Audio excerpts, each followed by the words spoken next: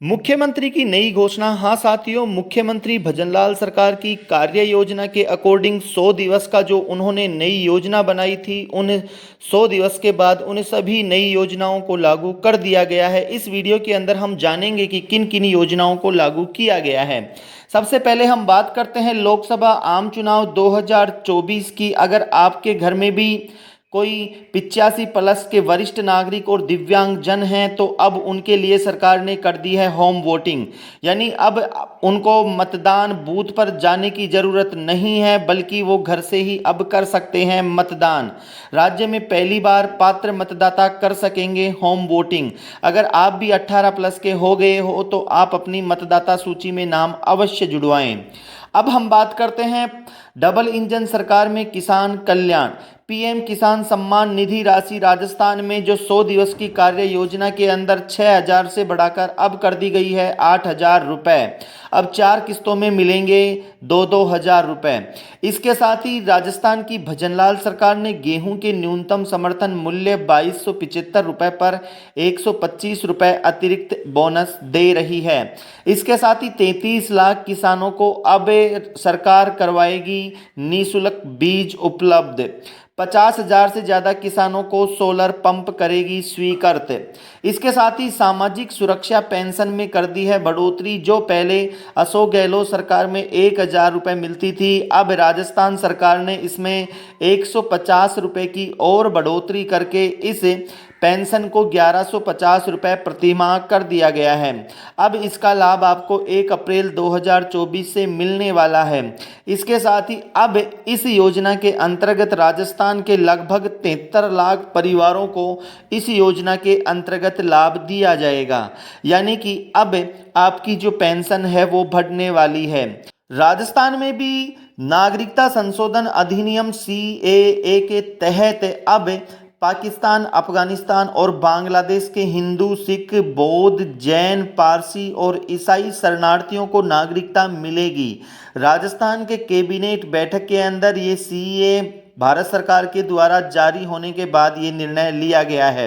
अब इसके साथ ही इन सभी व्यक्तियों को जो पाक विस्थापित है या जो बाहर से आएंगे हमारे देश में, उन सभी को लेकर विशेष योजना के तहत आवास और अन्य सुविधाएं भी उपलब्ध करवाई जाएंगी। यानी कि इस योजना पर काम शुरू कर दिया गया है कि कोई भी विस्थापित अगर आता है तो उसको ये सुविधाएं दी जाएंगी।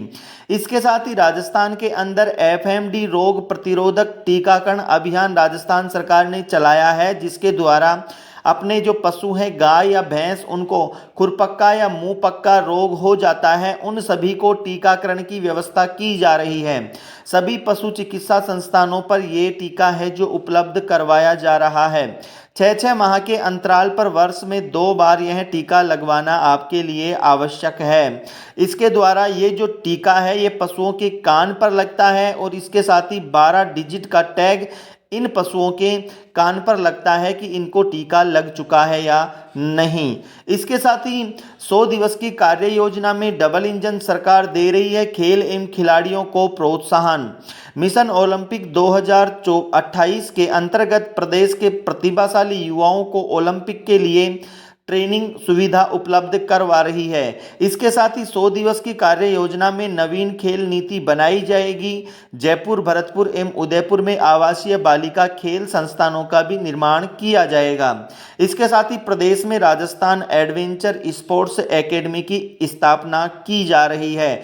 यानी कि 100 दिवस कार्य योजना के अंतर्गत खेल को बढ़ावा दिया जा रहा है, जिससे कि राजस्थान के प्रतिभावान खिलाड़ियों को प्रतिभा निकलकर बाहर आ सकें और वो पदक ला सकें।